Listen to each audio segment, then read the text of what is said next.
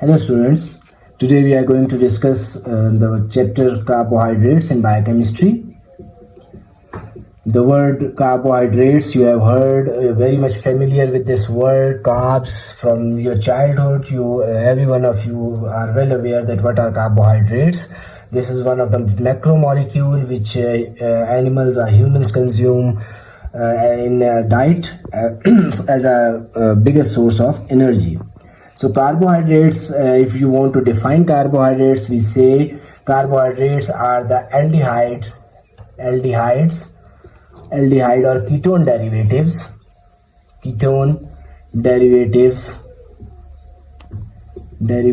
of polyhydroxy alcohol. This is one of the authentic definition, polyhydroxy alcohols. So aldehyde or ketone, basically these are the carbonyl derivatives of polyhydroxy alcohols. You also maybe in your childhood you studied the definition of carbohydrates as the hydrates of carbon, but that is not an authentic definition. Carbohydrates are basically the aldehyde or ketone derivatives of polyhydroxy alcohols. This is how we can define carbohydrates. Sources of carbohydrates, if we talk about, the sources. We have lot of animal sources and plant sources. In animal sources and plant sources. So animal sources and plant sources. So you know about the animal sources as well as the plant sources. If we talk about the plant sources, we have a starch that is we consumed a lot in our daily routine life. We have a starch, then we have glycogen. Glycogen is an animal starch, so glycogen is another animal source, and we have a lot of vegetables like potatoes, rice, and these all are the rich sources of carbohydrates. Now, how the carbohydrates are classified? Classification of carbohydrates. So classification, basically there are different types of classification. One of the classification is on the basis of number of carbons. On the basis of carbohydrates can be classified on the basis of number of carbons. So on the basis of number of carbons, we classify carbohydrates as trioses, tetroses, pentoses, heptoses. So on the number of carbon, pentoses, hexoses. So trioses, as the name indicated, it is 3 carbon sugar, tetroses 4 carbon sugar, pentoses 5 carbon sugar, hexoses 6 carbon sugar, and among these the 6 carbon sugars are most common which we consumed. So on the basis of classification of carbohydrates, on the basis of saccharide units. So saccharide is a synonym used for glucose or sugar. So saccharides, they are also called. So carbohydrates are classified as monosaccharides, disaccharides, oligosaccharides, and polysaccharides. So this is basically a classification of carbohydrates, that carbohydrates are classified as monosaccharides. Mono means one or single, one saccharide, one sugar unit. Disaccharides, 2 sugar molecule. Oligosaccharides are basically from 8 to 10 or 10 to 12.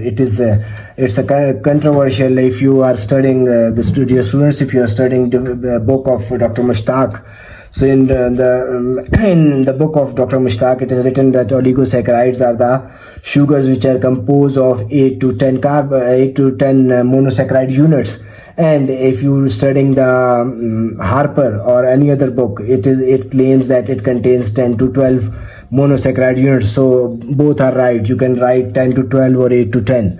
So then polysaccharides, poly means many. So many sugar molecules. These are the carbohydrates which contain many sugar molecules. Now the first is the monosaccharide, as the name indicated. Mono means one. Monosaccharides. So mono means one, and so these are the sugars which cannot be further hydrolyzed. which cannot be further hydrolyzed. These are called as monosaccharides. The typical examples are glucose, fructose, galactose, mannose, and so on. So these are the monosaccharides, which are only composed of single sugar units: glucose, fructose, galactose, mannose. All these are the 6 carbon sugars: 6 carbon, 6 carbon, 6 carbon, 6 carbon. Monosaccharides. How we define monosaccharides? These are the sugar molecules or the carbohydrates which cannot be further hydrolyzed. The common examples are glucose, fructose, galactose, and mannose. The second is the disaccharides. As the name indicated, di means 2. So these are the molecules which are composed of 2 monosaccharide units, which are composed on, and we say that on hydrolysis, on breakdown, they yield 2 monosaccharide units. So the examples are lactose, we have a sucrose, which is a common sugar, lactose, sucrose, and maltose. These are the common examples of disaccharides. If you talk about lactose, it is a milk sugar. Sucrose, it is also composed of 2 monosaccharide units, that is glucose plus fructose. So when glucose and fructose combines, it forms sucrose, a table sugar we use in our daily routine life, the normal sugar which you use at your homes. Lactose is a milk sugar which is composed of glucose and galactose, and maltose is composed of glucose plus glucose, and lactose is composed of glucose plus galactose. So when glucose galactose combine, it forms lactose. When glucose and fructose combine, it forms sucrose. And when glucose molecule, 2 glucose molecules combines, it gives maltose. As I define disaccharides, that on hydrolysis they yield 2 monosaccharide units. So when lactose breaks down, it gives glucose plus galactose.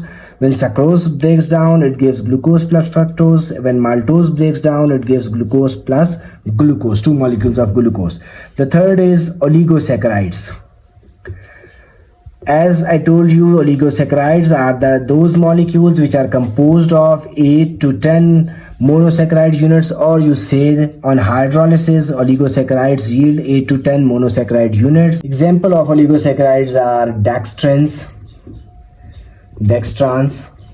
So these are the example of oligosaccharides. And finally, the fourth class of carbohydrate is polysaccharides. As the name indicated, polysaccharides, these are the carbohydrates which are composed of many saccharide sugar units.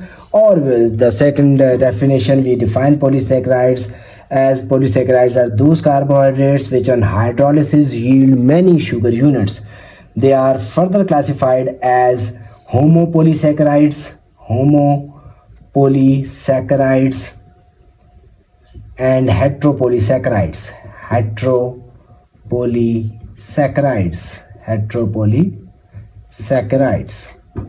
Homopolysaccharides, as the name indicated, homo means same. So these are the polysaccharides which are composed of same sugar molecules. The examples are starch, glycogen, cellulose. All these are the examples of homopolysaccharides. Starch, which we consume in our daily life, in a flour, the bread we eat is made up of starch. So it is composed of only glucose, many glucose. On hydrolysis, this starch only gives glucose. So glycogen is animal starch. We also call it animal starch. It is also composed of only glucose molecules. The difference between starch and glycogen is the bonding. We will discuss later on. And cellulose again is only composed of homopolysaccharide, same carbohydrate units.